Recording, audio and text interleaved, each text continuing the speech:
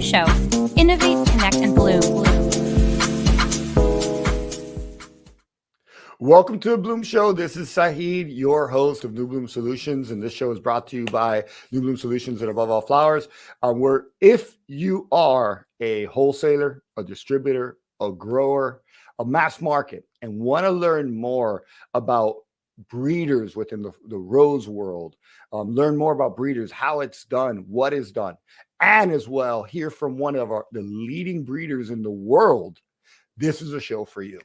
Today, we are honored to have the CEO of United Selections, Gel Posthumous. I'll let him say his name. Sorry, Gel, I just butchered your last name.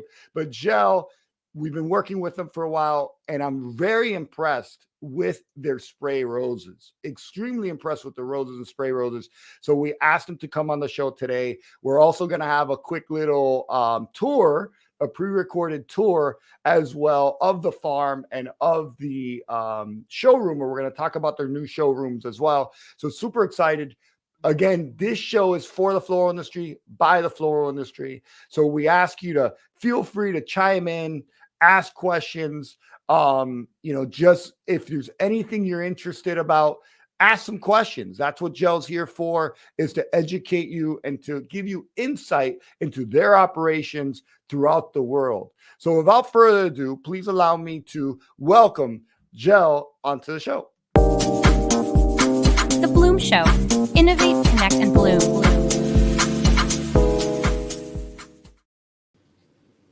Hi, Gel. How are you? Sorry I butchered your name. Hey, Saeed. All good. Thank you for inviting me to the show today. It is Jelle Posthumus, to give it a head start with my name, but of course I'm listening to basically everything what sounds or look like the same. Yeah, same here. I always say it. People say how to say my name. I say my mom said it one way, my dad said it another. So just try to say it. So I'm perfectly fine. Exactly. Everything is good. Everything's good. But where are you at now? Because I know you're always traveling the world, and we'll get into that. I know there's a location in Kenya. You have a location in Colombia. So where are you today? Yeah, today I'm in the Netherlands, my home country. Okay. My hometown, Almere, a city close to Amsterdam. It's about 30 to 40 minutes from our office in Aalsmeer, because our location in the Netherlands is at the flower auction, the Royal Flora Holland auction in Aalsmeer. Okay. So that is normally where we are during the day. And at the moment, since I'm in the Netherlands, it's already 7 p.m. Over here. So I'm already back home and doing the interview and the call today from my home country, from my hometown. You must not have any more jet lag, right? Because you travel so much. You must have an automatic atomic watch as a brain.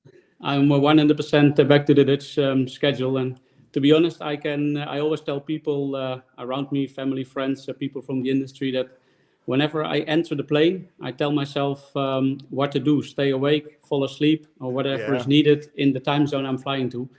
It sounds a little bit weird, but for me that works perfectly well. No, it makes sense. It's like go to bed at the time that you would go to bed in that country, and that helps you get back into it. So it makes sense. True. So let's jump right into the questions. Again, thanks for your time. Thank you for the audience for joining. Please feel free to ask questions, chime in, give Gel some shout outs. That's always a lot of fun for us. And don't forget to subscribe and show your support for the show. So jumping in, can you share the origin story of United Selections breeding program in Kenya and what has inspired its establishment at the equator? Yeah, of course. To start with that part, with the Kenyan part, I believe that we will jump later on in the conversation to the other parts. But we did move to Kenya with the entire breeding, the breeding facilities, the breeding program. Which means, and I try to explain it as good as I can, because I don't know who is listening, of course, from grower to wholesaler, etc. But we have moved the physical breeding activities from, in our case, the Netherlands to Kenya in about 12, almost 13 years ago. That time, that the decision was from one end we were already partly breeding in Kenya. And a short step before at that time. The company was called Preesman. I was also owned by the family Preesman. The company went around that time went bankrupt, was taken over by a Kenyan family investor. Today, Ahmed Nazibo is our main owner and still involved in the company. So that was, of course, a big help for us because you feel, bringing things close to where you also have your roots and your ownership. So that helped. Then, of course, from a market perspective, we saw that at that time and today even more, the shift from the production from the European countries, the Netherlands, moving more and more to the equator. And that was, of course, and Kenya is one of the bigger production countries. So one was we wanted to breed, select, and develop our varieties closer to where our market, our clients are, which is around the equator, no matter it is in East Africa or it is in South America. And then also from a cost perspective, we all know that apart from the recent energy crisis and with that the high cost here in Europe or in the Netherlands, that was already that time getting to a point whereby things became very expensive. So also from a cost perspective, it made us make that move to Kenya already at that time. It was an exciting time, and to be very honest and frank, it was in the beginning also and still until today learning a lot about your new environment, working with a new team, different type of culture and approach. So it was exciting. Like I said, it was a challenge, but I think that we nowadays can proudly say that after those 12, 13 years, we have established a strong company, a strong team, and also the output is, of course, had a strong varieties we are bringing into the market in these days. So I appreciate that, and I have two questions out of that. But one question I think is important to kind of cover is for the florists and wholesalers, which may not be familiar with the total chain of the flower industry. Can we explain, or can you briefly explain? I know this was in a prepared question, but can you explain what is a breeder? And what is the role of the breeder within the floral industry? Yeah. Okay. To a good point and a good question indeed. For me, of course, being in the middle of it, it's as normal as going for dinner at home. Yeah. But yes, breeders, no matter what kind of breeder you are in the flowers, in the fruit, vegetable market, etc., we are, to start with, we are at the very, very beginning of the chain, and of course.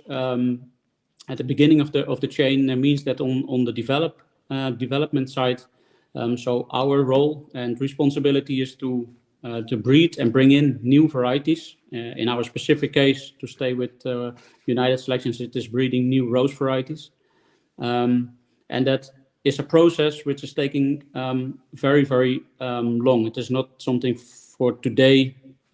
Today's market is for tomorrow's breed. That is not what's happening. Of course. We breed and invest a lot of time and energy. So just for those who are not aware, it takes between 5 and 8 years to come from that seed, or actually the initial breed crossing, all the way to the actual commercial variety. And that is basically just the beginning of the new variety and going into the market, not even a very strong and established variety yet.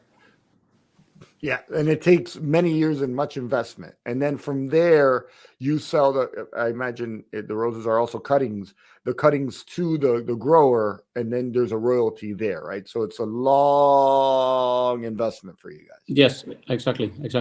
Basically, whatever, and also for people to understand that we are making over 100,000 seedlings. And seedlings means it is 100,000 or over 100,000 individual varieties, and not even double. So out of that 100,000 each year, or that 100,000 plus each year, there is only 5 to 10 varieties making it into the market, making it towards the commercial level. So that shows that from the very start, from the very beginning, you begin with a high number of seeds, with a high number of varieties, coats in our case. We are only naming them once they are close to the commercial phase. Till that time, that is going to take that 7-8 years. But you only end up with like 5 or 10 good commercial varieties. Yeah, it's a lot of work, and I just went to Chrysanthemum Week with the Bloom Show, Yeah. and it was impressive to see the type of business that's involved in there, and how much you guys move the needle, but how patient you have to be. Yeah, very, very, very patient indeed. And the good thing is that I am not the breeder. Paul de Bruin, my colleague, is our breeder, and he is the one having, I think, the most patient person in our company, because he is doing that first hard work, of course. And then once it moves into the commercial part, then we jump in with the commercial team. Yeah, Of but course, it it's takes team. a while. Of course, it is all teamwork, but I mean that very beginning, checking variety and code by code, that is quite time consuming, and you have to take your time. And a lot of it is guessing, and it's a risk of money. So you lose, and then you hit one, right? What we believe is the high throughput, because what you are saying is, well, it's guessing. Yes, of course, in a way, true. However, we do everything based on data, information. Nice. We are very much data driven in these days, and I very much know that a lot of companies are saying this kind of things. But I can also say that as part of our move to Kenya, we did not have a choice, because a traditional breeding company, a company like how we are operating, you normally have the breeder living literally close to where his seeds and seedlings are. So in our case, when we made the move and the shift to a couple of 1,000 kilometers towards Africa, things changed for us as company, for us as a organization, but specifically for the breeder, because in all of a sudden, all the seedlings, all the output and the throughput was on a very big distance, on the far distance, so you cannot see them every day. So that made us even move faster into becoming data driven. So everything, whenever you come to our company, our location in Africa and Kenya, you see that people are walking with tablets. Nobody is walking with a piece of paper. Nobody is even allowed, to be honest, to write things down about the code. Everything is done with barcodes. Wow. Everything is with this system. It's called Ebrida. And some other breeding companies are working with it also. But for us, it is a very strong tool to make sure that whatever you capture in terms of data, information about the codes, about the varieties, that it is properly captured, but also that you can always analyze later on in order to see and determine, okay, what should I adjust in my parent program? What should I adjust in my crossings, etc., etc. Fantastic. Thanks for sharing. I know got off topic here, not the questions, but that's really interesting stuff. So we'll jump on to another question. How has tripling the area and efficiency of your breeding program impacted the quality and quantity of roses produced for growers? Is that a correlation? Yes, and once again, the move and the shift from the Netherlands to Kenya made it for us possible to make that jump from where we were in the Netherlands to a 3 times bigger breeding program. But it does not always, and it is not necessarily that 3 times, 4 times, whatever times bigger, that is as much as more varieties. However, the higher number of codes you are putting through your system, the higher you put your thresholds. So the quality of throughput becomes higher and higher.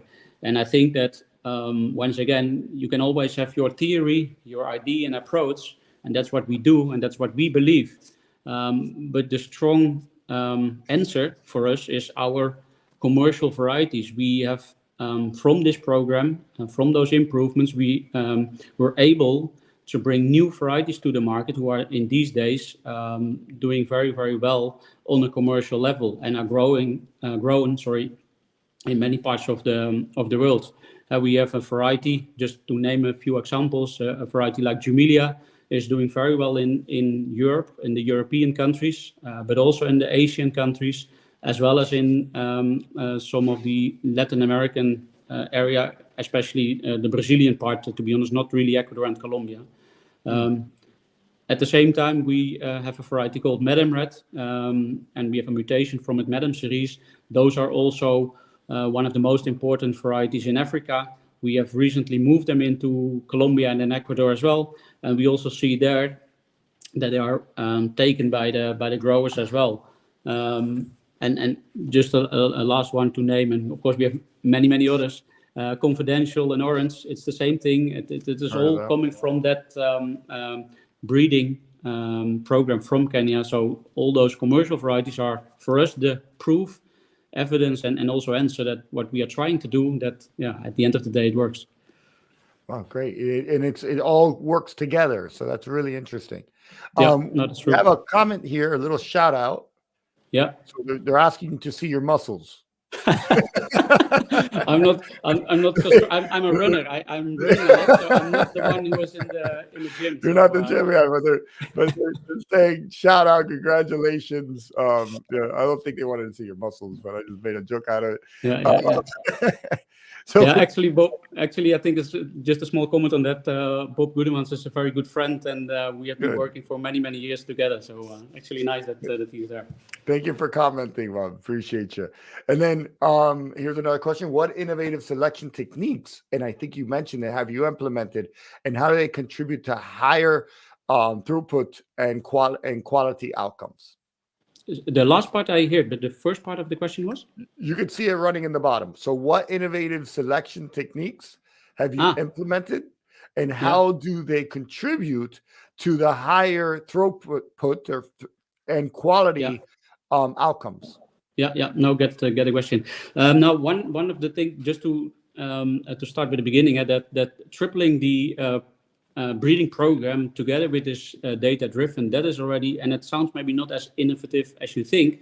However, it is because we still believe that we are in an industry whereby you need to see, smell, and touch the flowers. And yes, like I'm telling, we are very much data driven. So we are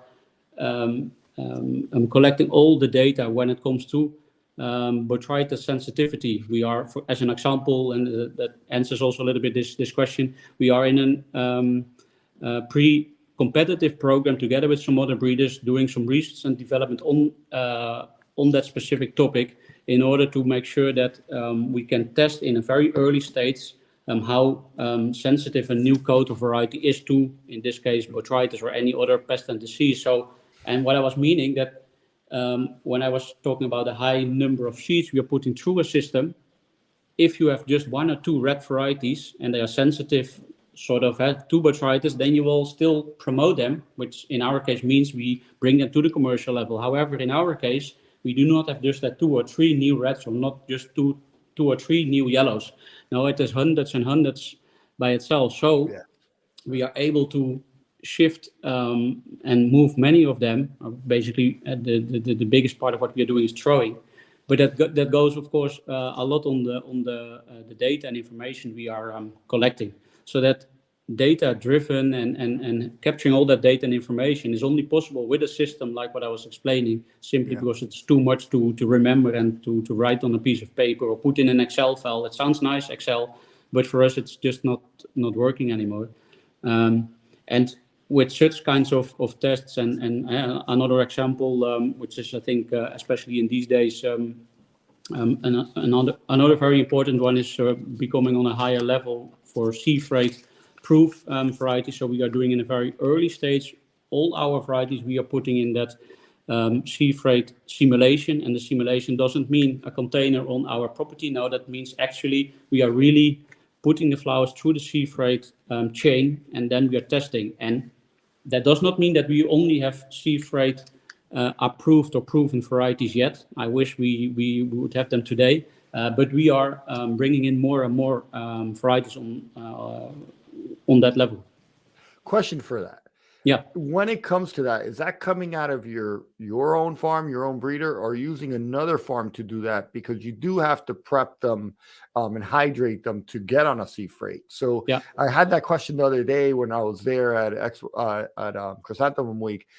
Are you processing that through a grower that's already growing it, or are you doing it at a year level? No, we do this everything through the normal chain, which means it goes through the let's say the normal chain, which normally the flowers will also go into. So it goes in some cases it goes from our location to the grower, and then it goes into the chain. And there is one example in Kenya. We have a show and selection greenhouse also in Navasha at Nini Flowers, part of Herberg Roses. We have a collaboration with them on that level, but also on that sea freight project. And together with them, we are also shipping from that specific location with coats, not the commercial varieties, with coats into the sea freight chain. Got it. Makes sense. So someone asked me that question. I was like, I'm not sure if they're able to get it out from here, And because you do need pre-cooling and all the process. yeah, and one small one to come back on the techniques. We also have on that botrytis point I was mentioning. At the moment, we are also implementing a camera system which can determine the botrytis spots on the flower leaves. So that is another technique we are implementing in order to see how sensitive a variety, a new coat, is to botrytis. Wow. So technology, huh? So yes, but I want to mention that again. Yes, technology, yes, data-driven, but roses and flowers, and I'm very passionate about my work and what I do, and I still believe that we as an industry need to stay very passionate about everything around it also, and that means in our case that we still touch, feel, and smell the flowers and the roses as well, because that is, at the end of the day, people need to admire and enjoy flowers at their homes, at their houses, and without that part, then that, let's say, a theoretical part can be perfectly well, but the emotional part is, for me, still equally important. Yeah, the impact of it when you see it in person is very important. So a mutual friend of ours, Mr. Arnold Whitcamp, which he's been traveling a bit, so it's great to hear him, is saying, "Hi, Joe, how are you?" And you see it there? Yeah, I can see it. Yeah. Cool. And then also he's asking, it's an Arnold question, is when do we get the first crisper blue rose? That's an Arnold question. Yeah. It's a nice one. Actually, we can do it tomorrow. Okay, there you go, Arnold. Let's invest. But but the thing is, of course, with some of the techniques, they are not allowed in the European and also not in the USA at the moment, in the European countries or in the US market. So in some parts of the world, I believe that we will see unnatural colors soon, and actually in some other products you already see them. I think there's even already a blue or purple carnation in Asia somewhere. So it's everywhere. I mean that technique, of course, is already going very, very fast, and there's a lot possible. However, from United Selections, a blue one we will not see in the next 10 or maybe not even 20 years. Main goal, or our main goal as United Selections, as much as the blue question sounds nice and interesting, my wish is to have in all big continents the number red, the first number of the number one red in roses in all the big markets. Like I mentioned, we are very strong on Madam Red in Africa. It belongs to the top 2, top 3 in Africa. In terms of return to the farms, I think that I can almost say it is the number one. It is a very strong variety, and that is also what we are trying to do as a breeder. We do see the challenges of the markets, price pressure is there, so we need to have from the responsibility as a breeder, we need to come in with varieties with higher yields for the grower, and yields in every aspect, not just the production per se, but also if it is not the production, it should be the length. If not the length, it should be the head size, etc., etc. Yeah, or disease resistant as well. Yeah, exactly. And the varieties we or the reds, I mean, from the past, I think I've already shown that our breeding program is quite strong on reds, because besides Madam Red, we also had in the past, and it's still out there, like a variety like Upper Class, like Finally in Colombia and in Ecuador, as well as Red Torch. So we have quite some reds out there in the market already. So we have another question, or not a question, It's another shout out. Indeed, emotion can filter through data. Well, Yes. well said, Bob. Well said. That's almost like poetry. So that's well said. Indeed, emotion can filter, which it can get the better of us and it can get the worse of us. So we have to know what kind of emotion we're working with, but it is an impact of art, basically. And that's what you guys are, especially your breeder is an artist with a paintbrush, literally. Yeah, exactly. And that actually that comment what Bob is making there, that is exactly what I mean, or what I meant. Try to explain on that the breeding process, and that the techniques are there, and we can do so much on that side. But yes, that emotional part remains, luckily, still a very important one.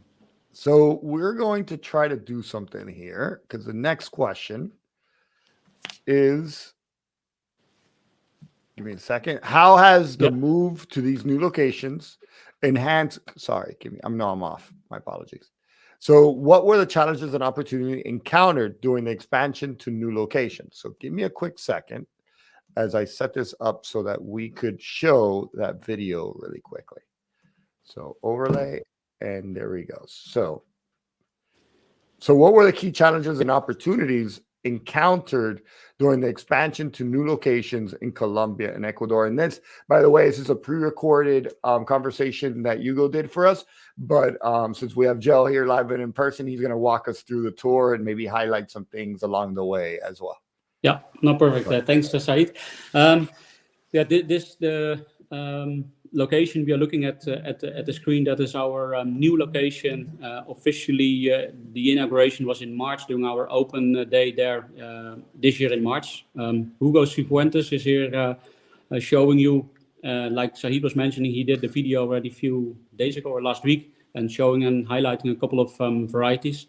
The challenges and the opportunities for us in Colombia and in Ecuador, we were having a location in both countries. But because what I was mentioning and explaining about the high throughput, the high number of coats and varieties, bringing into the market, also in Ecuador and Colombia, made it for us not possible anymore to get all those varieties and coats through the current locations in both countries. That was not possible anymore. And as part of growing, as part of, actually Hugo is now showing one of the spray varieties, our blossom series. One is the one he's holding now is Snowfall Blossoms. The red one was Amor Blossoms, the red one. Actually, those spray roses, sorry to jump a little bit in. But that's great, because that was one of the questions that we had, and I can pause this real quick. That's actually one of the questions that we had is can you introduce the Blossom series? Because when I was in Florida, that's where I was very interested in working with y'all when I saw that Blossom series. Yeah. So you want to share that a little bit? Yeah, perfect. Yeah, I mean, indeed, to before I continue with the other part, on the Blossoms series, that is once again a very nice example of its initial actually start in Kenya, in Africa. All those new varieties, the whole breeding program started in, this is Golden Blossoms, a very strong yellow, doing very well in both Africa and South America. So those blossoms were developed from the very beginning in Africa, in Kenya, from the very beginning developed in Latin America. So once again, for us, it's a very proud product line. Because it started all from there, and in a relatively short period of time, we came from basically 0 commercial varieties to today 21 or 22 actually already commercial varieties, and in all the big production countries, Colombia, Ecuador, as well as in Kenya, and a few in Europe. And maybe nice to mention the variety here, Wedding Blossoms, Hugo was showing here. Wow, was also one of the varieties we sent last week to the gateway to the Americas, the florist competition organized by Deborah de la Flor in Panama. And we also sent, together with some other varieties, and of course a lot of other flowers from other people, but we were contributing also to that event with this ivory white spray rose, and this variety is also really doing well in the market. It's a true wedding color. You can use it, as you can see, the blooms are pretty big, so you can use it in a nice way for corsages. You can use it as a normal spray rose, of course. It has almost no thorns. So also for growing, for the usage, it's a very strong and good variety. And once again, for me and for us, it is nice to see from all the initial breeds to see the high number already of commercial varieties in Ecuador and Colombia now. And what's beautiful is it's seven blooms and nice size blooms as well. So it's a beautiful product, right nice and up to the top. So it's a beautiful product. And when I saw it at Pro Florida, I'm like, man, this thing is great. So I wanted to really become a part of this. True, and that was also how we have named all the varieties, or the spray rose varieties are named blossoms. So we have the wedding blossoms, the golden blossoms, the yellow you just saw there. We have another bicolor variety called candy blossom. So with that name, or with the naming, we also hope to make it a little bit recognizable into the market, so that people start to see and recognize our varieties we are bringing into the market. This is the candy. This is the candy blossoms. It's a true candy color, very strong pink bicolor. Once again, it moves already very well in the market. So I think we. I hope that all our breeders also watching. I mean, it's nice to see it here again. Yeah, look how the petals open pretty nice. You see that? Yeah. How beautiful petal. The aperture of those petals are stunning in the shape as well, and the little edge. So it's really cool product. Yeah. Go for it. Sorry. Getting excited. So I'm not sorry, but it's just beautiful. It's beautiful flowers. Go ahead, my friend. And I see a question now under the video. What it sets apart from the spray rose assortment in its current market. So what does the Blossom series, how are we thinking that they distinguish themselves in the market? One of the strong things, and you were mentioning it, Sahid, is the big blooms, the high number of blooms per stem, as well as the good length, and that is once again for the grower and big plus. So those three, among other things, are three very important key elements we would like to have at least at a minimum standard with the Blossoms series. And with that, we believe and think that is setting itself indeed apart from the other spray roses already in the market. We have some great questions as well, but let's continue, and I'll get to the questions. Thank you everybody for participating and asking questions. So it's been awesome. But go ahead, John. Continue. And what I also would like to say, just to jump a little bit back to the challenges and the opportunities. Of course, apart from anything else, I mean, Colombia and Ecuador are very important markets for us as a breeder, as a rose breeder. Strong growth, strong growers, strong companies, and a very strong industry. And we believe that we, as a breeding company, needed to grow, make those steps in both countries by getting a bigger show house, a bigger selection, not just to say, okay, look, we are bigger. Now that was, okay, that happened, but the reason behind this, we have that high number of new coats and new varieties that we simply did not have a choice. Like I said, that this you start with high numbers, and coming closer to the commercial level, you will end up with just a few varieties. However, if the breeding programs start to become as strong as how we see it today, then we simply need to have another location. And I would like to specifically mention also here, and also thank the big team from Passion Growers, from Ipanema, from Denmark, for all the support they have given us in the past years in Colombia and in Ecuador, because together with them, because our show house and selection locations are in Ecuador at Denmark, San Jose, and in San Antonio, and in Colombia with Ipanema Innovación, that those two farms are within that group. And we got very strong support from the team in Ecuador and in Colombia to make those locations as how they are today. This year in March, like I told you, we had the first inauguration in this location. Hugo is walking here and showing us around. We had over 200 people visiting us in that week, and the compliments, the comments, the great appreciation from everybody during that week. That was for us just from another world, I would say. So I mean, I'm thanking the group, but I also would like to thank everybody in and around us. That is all, of course, also our growers, clients, and partners we have there. Without it's them, like the old adage, old Yeah. saying, it takes a village. yeah, So exactly. it takes a village to do everything. So yeah, I 100%. Yeah, Thank you for sharing that. And look, I'm loving this video, man. It's showing some beautiful varieties. So this is actually, really cool. I'm enjoying it as much as you do. Yeah. Because I'm just looking at what Hugo is showing. The last one, actually, Hugo is showing here the light lavender one. No, not the orange. The light lavender one is called Mizu, and is a recent introduction. And we are also going to have a very, very nice highlight of the variety at the expo floor in the first week of October in Quito. Wow, perfect. And this is, which one's this one? Look at that double ovary one. That's pretty cool. What's that one? It's Firehouse. It's a new orange as well. Sorry, not as well. I mean, it's a new orange.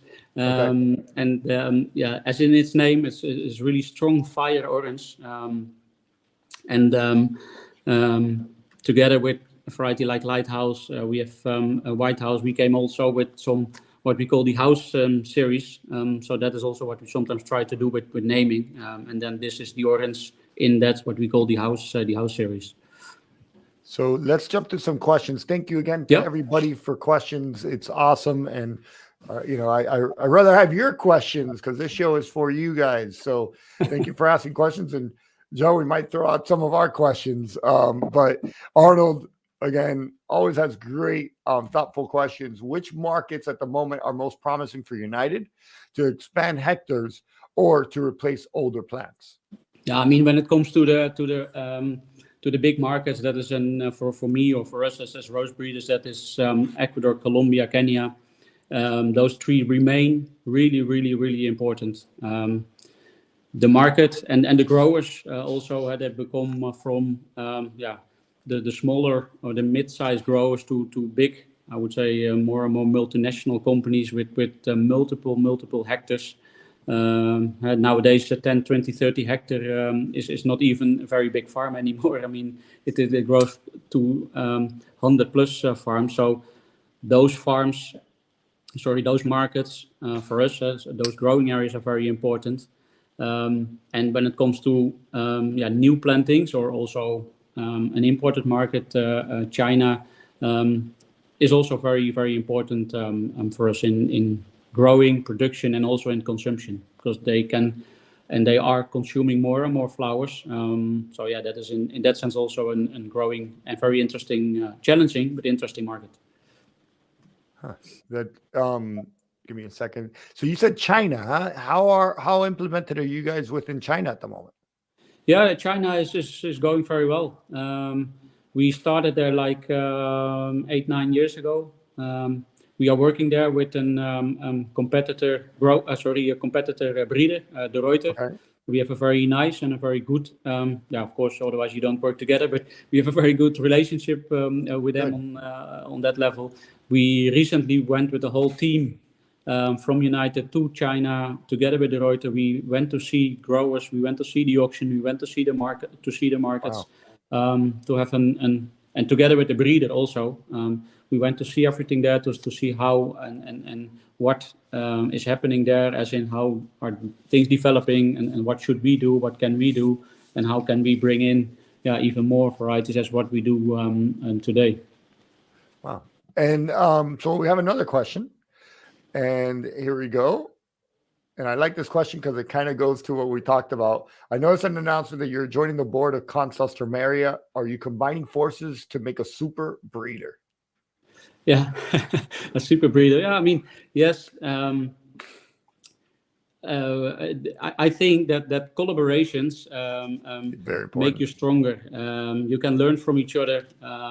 You can sometimes use the information and the things you learn from one company. You can bring it into another. And Alstemerias and roses are, yes, both of them are products grown in more or less the same markets, but it's not a direct competition as in the product. So I do believe and also expect that bringing the knowledge of such companies together can bring us to a higher and stronger level in the market as well. So and how does that work? So Kunst is a part of your company, or Kunst, yeah. I mean, I joined Kunst Alstemera as in a board position Okay. from my personal point of view. So that is that part, and in addition, we also work as United together with Kunst on several levels, on several areas, and you will see us at many shows together. And also on that part, I believe that joining forces on a commercial marketing level is also bringing us in a strong position to the growers. And the growers are becoming bigger and bigger in terms of scale, in terms of products, because you see the diversification. Of course, in Ecuador, Colombia, maybe especially Colombia, that was already happening for more than a couple of years, but also in Africa today, in Kenya especially, you see the move to a more diverse product range at one and the same farm or one and the same group. So there's not just roses or not just Alstemerias, they grow multiple crops. So we're getting a little closer to the end. So I'm going to ask one more question from the audience, which again, thank you, audience. It's awesome. And then one last question, and then we'll call it a day. But here's another question and this is from Thomas Prince, a gentleman that does investigations within the industry and statistics. Do you study or investigate rose pruning strategies for specific rose varieties to improve yield, or is that task left to the rose grower to investigate? Yeah, to be honest, are we doing this directly? No, but indirectly, yes. And I always say that the grower can, at the end of the day, do everything when it comes to the growing in a much better and more efficient way than we as breeder. We as breeder, we do have a couple of beds or a couple of plants, but not a couple of hectares of one and the same variety. So from the start, yes, we do know and do feel how to start with a new variety in terms of crop management approaches, which includes indeed sometimes the pruning strategy. Just as an example, you see with new varieties sometimes that one variety can be stronger growing on flush than another. And flush means, for those who do not know, it's a massive number of stems in more or less the same time versus an open production, so that you have more or less every day or every week more or less the same number of stems. So those things, yes, we do see, and we give an initial advice. However, like I said, the growers, once they have a couple of hectares of a variety, they start to fine tune it much more into a detailed level. So for me, a grower at the end of the day is always better in that than we are. They have the experience and they do it over and over and over and over again. But great question, Thomas. Honestly, great question to give some insight. Hey, the questions still keep on coming. So I thought it was the last question, but if you guys have any more questions, we have 5 more minutes. Ask. Now, Lucas Jansen says, "Hi, Gel. What do you do to promote your rose assortments to florists in the world?" And that's a great question. Yeah, I like to say something too there, but go ahead, Gel. No, we are working with many different people around us. Of course, our direct client is the grower, is the producer.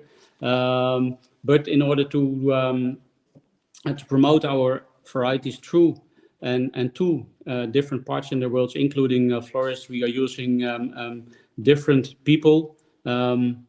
We are working with florists directly. Sometimes we are working with people who are working in a close cooperation with florists, and we bring in our products, we show our products, because what we also see, and maybe the question comes from Lucas with that in mind, is that because of the digital world, you see that people start to buy more and more flowers from a picture, from an image. And like I started in the beginning, I still feel that getting together on a personal level and seeing and feeling and touching the flowers yourself is still so important. But in these days, things are not always directly possible anymore. And with that, it means that you cannot always see the new varieties. So we try to reach the people, and that is, of course, including florists, through different partnerships. Actually, today we released, together with Alina Neaska, we released a very nice video and picture content from a little bit a niche variety. It's called Cafecita. We recently did with a bigger variety called Pure White Nova Vita. We did some specific things with her. Also, Lucas Janssen is, I know Lucas also for many years, is also working and teaching a lot of people in and around the business to florists, but also people in the industry, let's say the technical part of the flowers and plants in his case. So whenever he goes to courses, or when he gives courses to companies, we also try wherever we can to support him with some of our new varieties, just to show what is out there, what's new, what's coming, like the blossoms. I mean, I still find it very nice that you always talk about it, Said. And Lucas also took to many of his events some of our blossoms, spray roses, to different people. So yeah, this kind of things are helping us and the industry, I think, a lot to see what's new and what's coming into the market. And I'm also excited, sorry for some self-promotion, that you're a partner of ours. So we are also promoting and getting the word out there to other florists throughout North America. So we're excited because, again, it's a product that I believe in, that Blossom series. That was something that I wanted to be a part of. So we're excited to have you on board with us as well. Thanks. No, thank you. And then, so we have a final question, and if you throw in another one, we're going to go for it. But final question from Above All Flowers is, how do you see the future of garden look for sprays and roses as ranunculus get more and more important? Yeah. My perspective is that the garden look varieties and spray roses are very nice looking.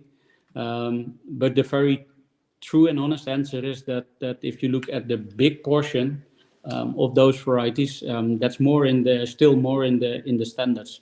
So in our case, yes, we do have a couple of varieties with that garden shape opening. Yes, it is, I think, an added value to the product we have. But and that is also what I mentioned earlier. My dream is to have in all big markets the #1 in red, and with or without the garden shape look. I mean, it needs to be a strong variety, like I said, with the higher demand from the market. So the yield needs to be there for the growers. And before I stop working, that is what I hope to achieve with United Selections. Fantastic. So reds, here we come. So let's have a little bit of fun. So some quick questions real quick. As I told you, I warned you.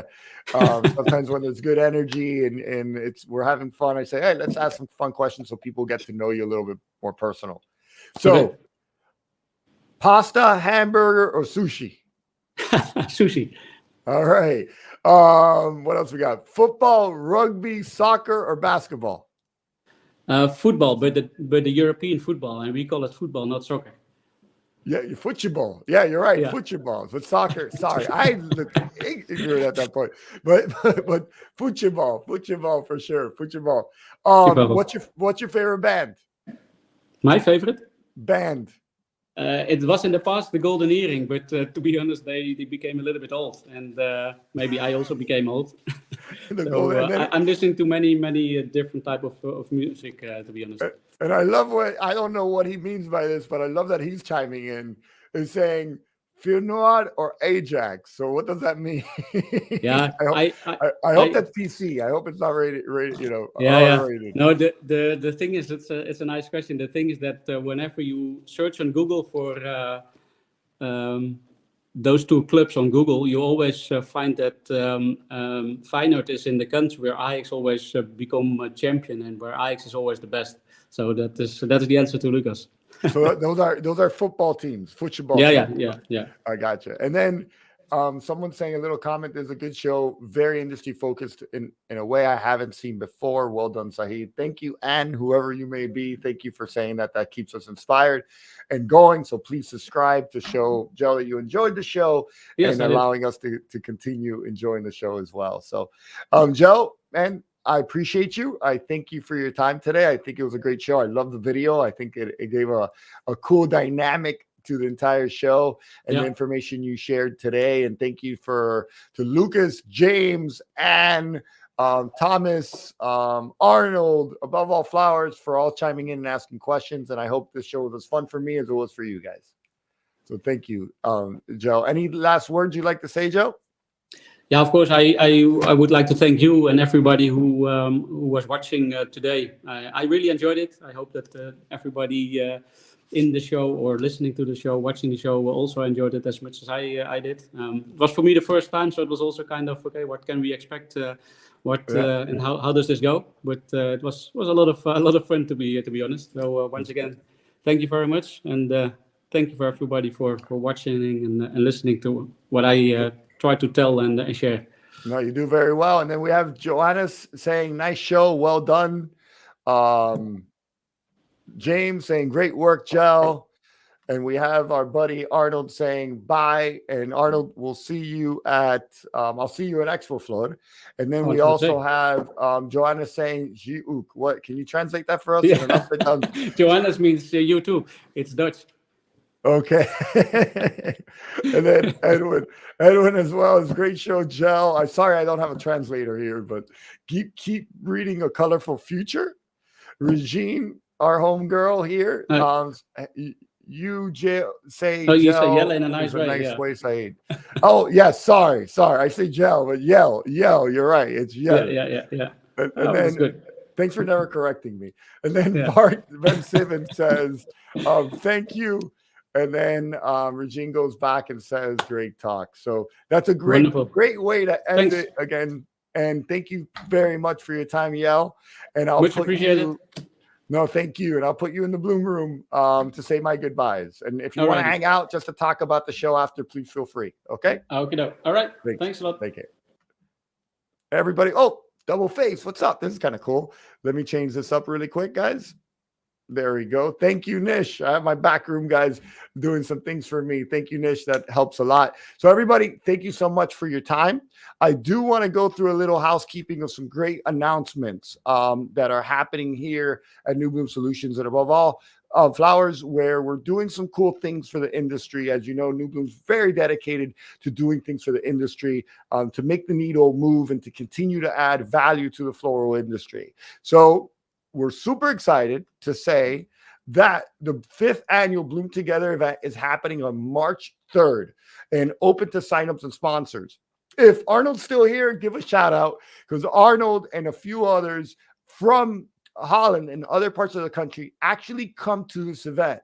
This event is almost, I kind of want to say, I haven't been along in the flower industry for long enough, 20 plus years, but it's one of the only events that it's done independently and in collaboration with 60 plus contributors and collaborators putting in a small amount of funds to make the event happen. We put in funds ourselves, make the event happen, and then we donate to Seed Your Future and to American Flower Endowment. So it's a great place that is dedicated specifically for networking, building community, and showing our support for networking, collaborations, and building community. And it shows it just with what it stands for, which is putting together 65 unselfish companies, putting their brands all together and saying, we stand for this. It's not just a party, Arnold. It is a collaboration, a networking opportunity to celebrate the floral community. And as well, at the same time, we try to celebrate the floral community in Miami, which is so important. As Arnold's saying, is I'll be there again. Arnold literally flew in for one day, came in, and took off. So he came in enjoyed the event and left. And we had many people doing that. So it's starting to become, and we think we could say this at this point, the #1 North American networking event when it comes to being something independent outside of a convention. So it's a really cool opportunity. Come network, get your feet wet, meet new people, and also contribute to a great initiative, which is to continue to donate to nonprofits that help support our industry, like Seed Your Future and American Flower Endowment, that we could share more information on. So if you're interested and you want to reach out, email connect@NewBloomSolutions, email me, go to our Instagram, go to our LinkedIn. We are looking for more contributors. The year before we had 40, then 60. If we can get to 100, that'll be amazing. And every year we've almost doubled the donation we've made. So we look forward to continuing to grow that donation. We also have an awesome opportunity for growers, which it's going to be, let me take this off. Sorry. Where are we? So fly into Miami. You got me confused here, man. And then we are also having a sponsorship opportunity at Expo Floor. We've been invited, so we will be there with a camera crew. And the way we're seeing it is farms invest so much money into their booths to highlight their booths for 2 to 3 days. We want to come in and highlight your booth and keep it on YouTube to be able to share that with your audience, people that couldn't make it, and as well to promote your booths that you invest in next year. So if you're interested, again, connect@NewBloomSolutions. Hit me up on LinkedIn, and love to consider you guys as sponsors, share with some more opportunities with you as well.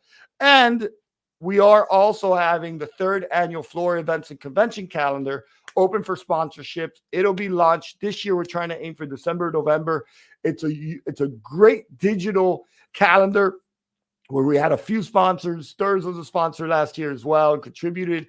And it's a great calendar which allows people to understand what conventions to go to, which again encourages networking, collaboration, building community within the floral industry. And all of these things fall under the Bloom Together initiative that we've taken on to continue to add value. And we believe that adding value to the flower industry is extremely important, and to give avenues for connection, for innovation, for networking. And we could use your support with sponsorship. So again, if you're interested, please reach out to us. And just let us know. We love to include you. We're taking that now as we continue to go. The Expo Floor thing, the cutoff is on the 25th, and then the calendar and the Bloom Together event, and we could always send you a link. Above All Flower says, thank you for viewing. Rodrigo Roland says, hello, Saeed. And Regine says, it was a pleasure. Beautiful opportunity to meet so many new people. That was at the Bloom Together. So again, we're doing our best to continue to bring community, innovation, awareness of our partners, and this is a great way to get started. Again, everybody, thank you for your time. Thank you for joining. Thank you for everybody chiming in and giving shout outs and just doing your thing. This show is by the floral community, for the floral community, so it means a lot to have everyone involved. Take care, and see you next week or in 2 weeks, as well as we continue to do some amazing shows and keep you updated. Take care. Have a great one. Bye-bye now. The Bloom Show.